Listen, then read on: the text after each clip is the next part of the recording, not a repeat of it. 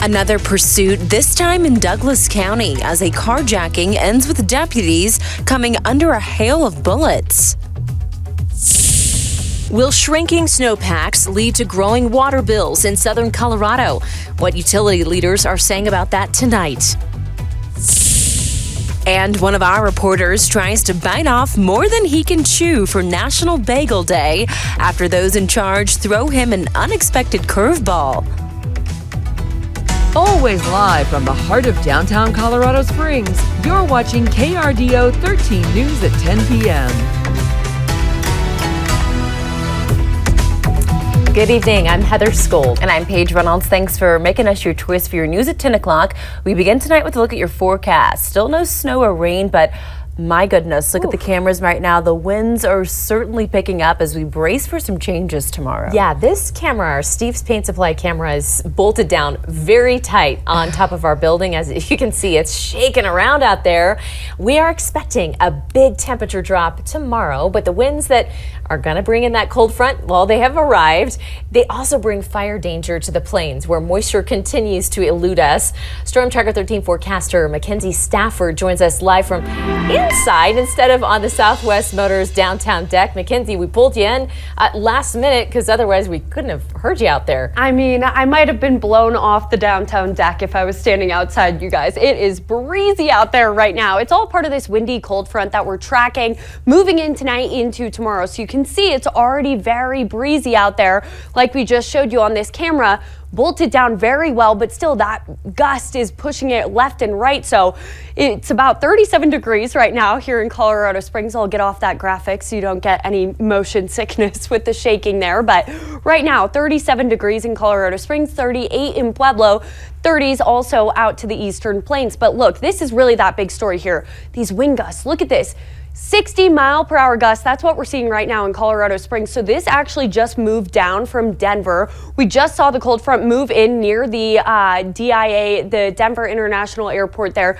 Now it's coming into our region here, far out to the eastern plains, and actually Xcel Energy will be shutting off power for northern Colorado tomorrow. None of us here in southern Colorado should be impacted by this, but that is a really big concern as there is that chance for fire danger. Right now we don't have a red flag warning in effect for any of us here, more to the eastern plains, but still look at this really strong, potentially dangerous, damaging gusts before we cool down tonight, down to the low 20s as part of this cold front. I'll time out all the winds and everything you can expect coming up. Paige. All right, Mackenzie, thank you. As another week passes with no snow in the forecast, folks are beginning to notice.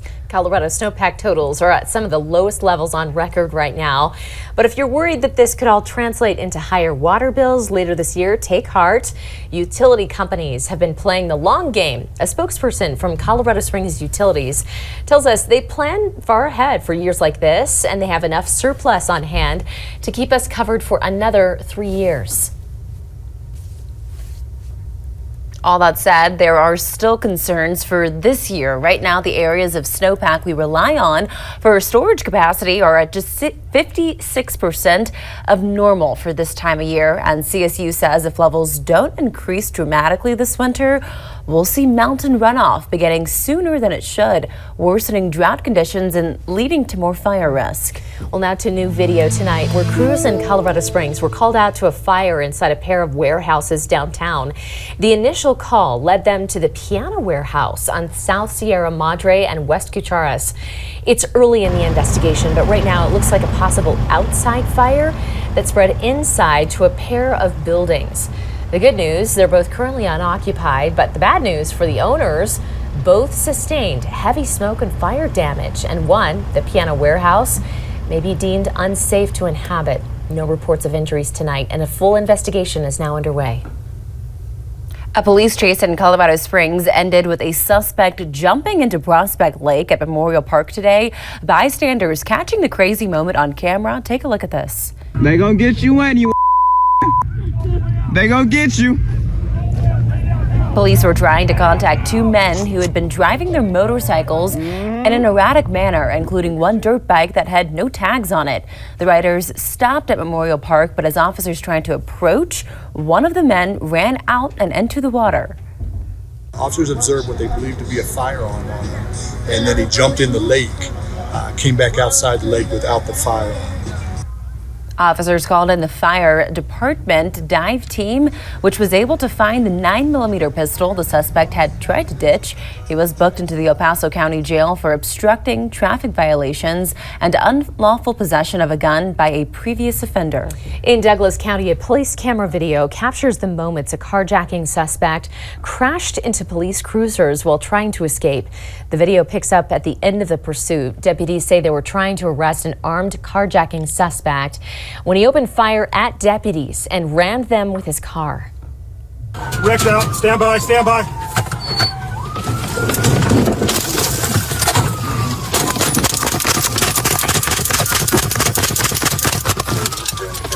Well, they say the suspect kept shooting while deputies worked to place him under arrest. You can see the bullets firing through the car's windshield. One deputy was hurt but is expected to be okay. The suspect was also treated for a gunshot to his hand. It's not clear where he got that injury.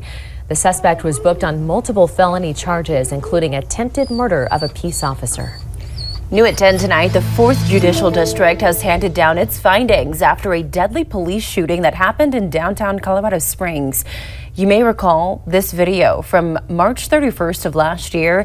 It began with multiple reports of a man breaking into vehicles in broad daylight behind a gym on Kiowa in North Nevada. That man, Nathaniel Oldman, even pulled a gun on one person who tried to confront him and was rummaging through another vehicle when police located him. Evidence shows that with his pistol in clear sight, he refused to comply and instead tried running away down Pikes Peak Avenue, at which point police opened fire due to the large number of bystanders who were in immediate danger. After a full review of the circumstances, it has been determined that there was no wrongdoing on the part of police. Two national headlines now. After a decade of promising his own health care plan, President Trump today revealed a proposed outline. It is called the Great Health Care Plan, but experts in the field say there are more questions than answers for now. The government is going to pay the money directly to you. It goes to you, and then you take the money and buy your own health care. That is the initial word tonight from the White House, but observers say the plan outlined doesn't really explain how that will work. Administrators in Washington responding that at this stage, the president's plan is more of a framework and a broad direction for Congress. Though details are still scarce, part of the plan would seem to hinge on codifying the president's prescription drug discounts into law and forcing insurance companies to be more transparent about their rates. Of course, this all comes amid skyrocketing premiums for many Americans, with Congress refusing to extend the subsidies that made Obamacare a more affordable option.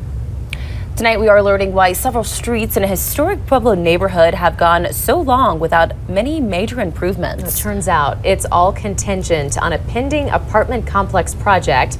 And for now, things are beyond the city's control. KRDO-13's Scott Harrison, the road warrior, has those details.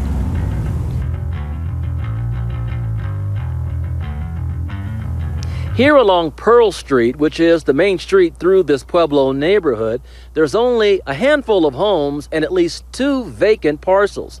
Neighbors tell us that on one of the parcels, specifically the one behind me, is where a Denver area developer is supposed to build a luxury apartment complex. That's a plan that includes improving the poor conditions of the surrounding streets. We first reported on the plan in 2022, a year before Pueblo approved a building permit for it.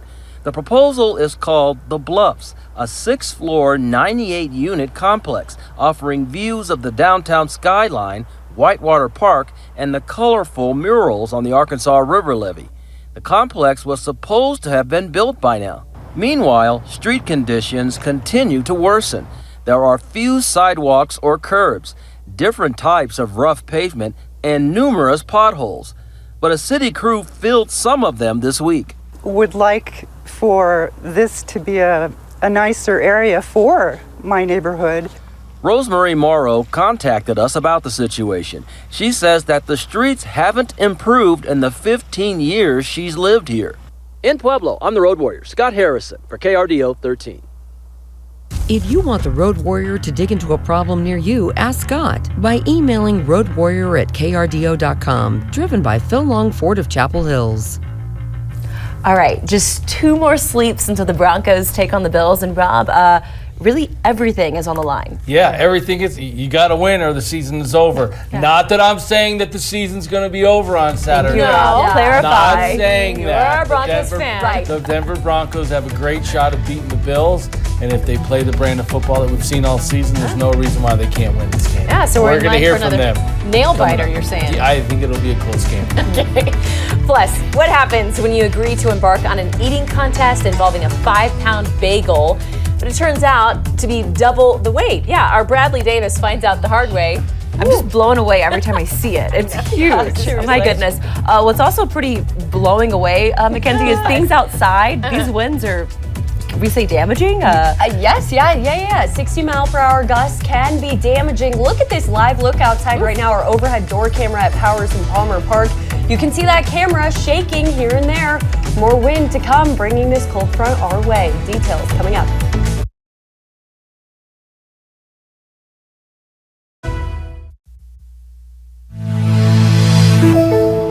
Biting off more than he can chew. That is perhaps our Bradley Davis. It's certainly so, but this time alongside our weekend morning anchor, Samantha Hildebrand, to challenge our sales team to a 10-pound bagel challenge. After all, it is National Bagel Day, including right here in the 719. About 1,500 bagels today for National Bagel Day, and Big Bella is equivalent to 16 of our regular bagels. The bagel comes out of the oven 5 pounds. We're then going to add another 5 pounds of bacon, egg, and cheese for over 10 pounds of food going into that belly that is really small. So I imagine it's going to be very expandable belly that you have. Beautiful. Oh, the Big Bella. All right, Jason, so I have one question for you. Is this gluten-free?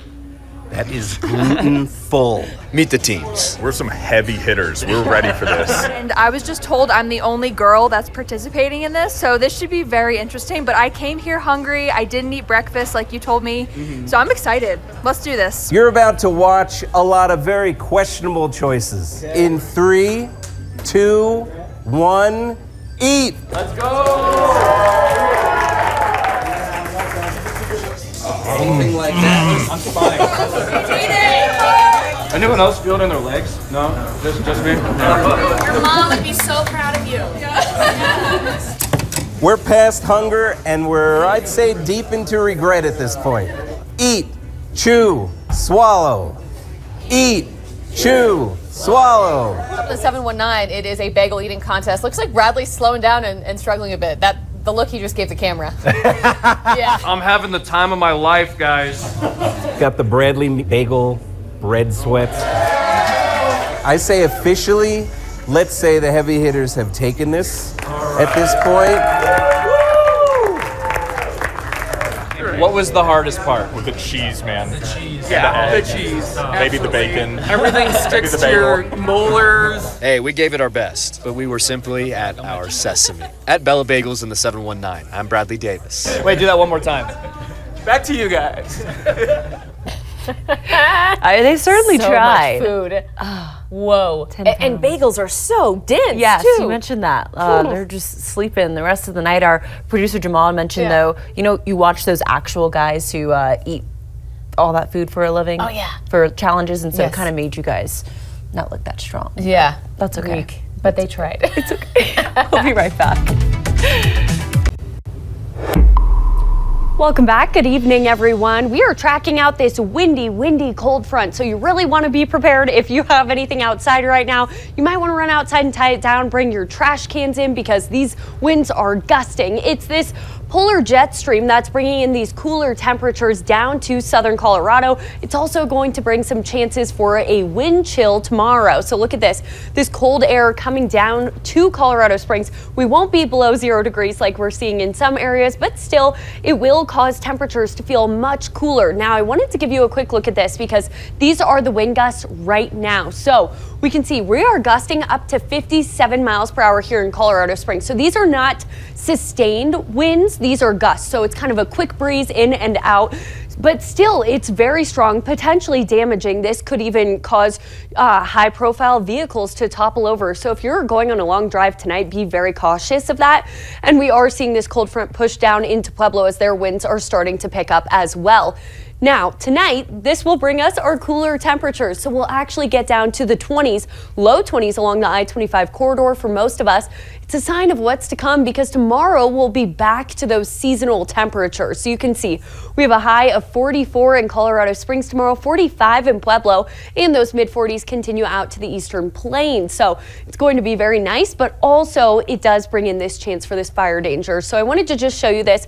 We do have these red flag warnings that will be in effect tomorrow from 9 a.m. until 5 p.m. For most of us over here in El Paso County, Pueblo County, we will not be impacted at this time, but it is possible for the National Weather Service to issue a further red flag warning, especially as these gusts continue to ramp up. Now, let's take a look at the future wind gusts here.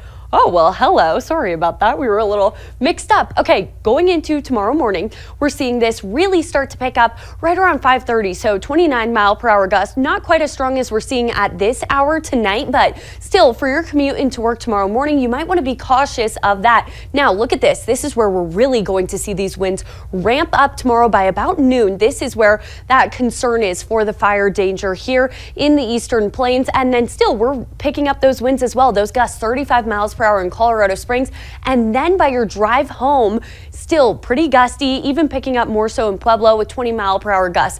And keep in mind, with these winds, it's also going to make it feel much cooler out there. So we are around these seasonal temperatures, but still might make it feel a couple degrees cooler. So bring that jacket with you. Winds will be dying down in the eastern plains by the early hours of your Saturday morning. Now, let's take a look at the next 7 days here on KRDO 13. So we are tracking this cool down for tomorrow. This cold front's going to continue into Saturday, bringing us much cooler temperatures before we warm up once again on Sunday. And then we dip right back down for MLK Day. On your Monday, we're going to be even cooler, right around 39 in Woodland Park. And then we warm up once again for the likely start of your work week. On Tuesday into Wednesday, we'll see the sun come out and we will have some slight cloud chances here and there. But still, for the most part, we are going to be sunny and really have these great conditions out there and this really back and forth Colorado weather. All right, Mackenzie, thanks. Yeah, bolt your stuff down. It's pretty scary out there. Furniture is going to be like scampering away. Yeah. Oof. Meantime, Saturday, wear your coat if you're going to the Broncos game. It's going to be windy Saturday, which could mean Sean Payton may run the football a little bit more, which would be a good thing for Bo Nix and that offense. We're going to get you ready for the AFC divisional matchup between the Bills and Broncos. It felt like a playoff week, practice week, different than, and it should, but it felt different. Yeah, it feels different because it is different. It's the playoffs. We are now 2 days away from the Broncos and Bills. Our Dady Mata gets you ready for the Broncos playoff football game against Buffalo. Well, it all comes down to this. Kickoff is nearly here. And while the Broncos say the juices are going, they're ready for this showdown because everything they've done this season has led them to this point. It's being ready for the biggest moment on the biggest stage. What's your best? You know, and like I said before, it's about, you know, when you get to those moments, because it's inevitably going to happen, you see all these one-score games that have happened, to be mentally ready to be at your best for that moment. Well, that moment is pretty much here. And if you believe in the power of being battle-tested, the Broncos have an 11-2 record in games decided by one score. You train yourself so that you come out on the right side of the one-score games, right? Last year we weren't, but this year we are. One, I think it's the character of the guys and the coaches that we have, and two, we're very conscious about practicing it. We're very, very aware of the situations that we're in, very aware of the situational football. You don't feel like you're in a foreign territory in those situations, and then you got a bunch of guys that are able to go out and ball. Oh yeah, there's no shortage of ballers. In fact, the Broncos' biggest hurdle will be trying to not do too much. You don't have to do anything spectacular. We just have to do what we've been doing. And obviously, like, offensively, we want to play better. But you can't just change anything, right? Because sometimes a little too much intensity start to go blackout mode, and then, like, you know, you start missing assignments. But that being said, it's playoff time. and this is what it's all about. And this is what you play this game for, playoff football. And to be able to do it at home, makes it that much better. I wish I could fast forward these next 36 hours. I'm excited to see what Mile High has to offer. I'm excited to feel our crowd. I'm excited to play another game with this team and reach our goals. At Broncos headquarters, Danny Mata, KRDO 13 Sports. Thank you for that, Danny. Now, in Sean's Payton's pursuit of happiness, it started when he took the Broncos head coaching job 3 years ago. He took the job because of the Super Bowl structure that's in place. Payton is 62 years old, and today reflected on the year he took off from coaching to do TV work. We're all sold on what retirement's going to be, in the lake somewhere with a fishing pole, and some companies selling you that, and it's a little overrated. Immediately you realize that racetrack is going, I've said this, you smell the gasoline, the lights are on, and you're like, man, there's nothing like that. Now there's going to be a time where, and I said this to the players, there's going to be a time where all of us have to get off, but you know what? Not today. Yeah, not today. Finally, play my theme music. It's time for NAM News Nuttiest. For this week's NAM News Nuttiest, here's proof that everything on social media never dies. This is Josh Allen's wife, actress Haley Steinfeld, all decked out in Broncos gear at Super Bowl 50. She's even dabbing in this photo, just to show you how old this photo is. Now, we know Steinfeld grew up in California. Not sure why she was a Broncos fan 10 years ago, but apparently she was happy when they won Super Bowl 50. Safe to say this week, she will be rooting for her husband, Josh Allen, and the Buffalo Bills this coming Saturday. Yeah, nobody can figure out. It's funny. Everything lives on social media. Yeah. So when Can't you escape post it. something, It's there. it's Yeah, going to be there forever. forever. And I'm sure she's going to get a lot of grief during the game on Saturday Yeah. from Broncos fans, like especially if they sack Josh Allen. He throws an interception. Yeah, be exciting though. All right, we'll be right back.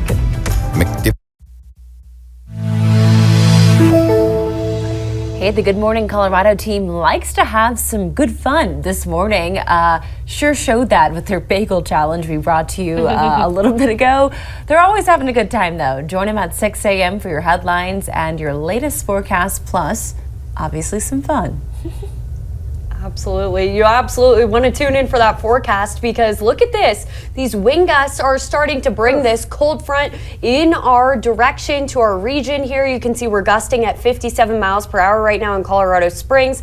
Just a sign of the cold temperatures that are set to come our way Friday into Saturday. And then here on the next 13 days here on KRDO 13, we'll see this kind of roller coaster going up and back down once again, seeing next Friday low of 20 degrees and a high of 28. So really we will be cooling down quite a bit before you warm up once again into your next work week after this one. So 17. yes, lots of changes coming our way, You right? can hear the wind howling out there too. Yes. Hold on to your wig, Heather. That's right. Thank you for watching KRDO 13 News, now available on any of these streaming services and devices.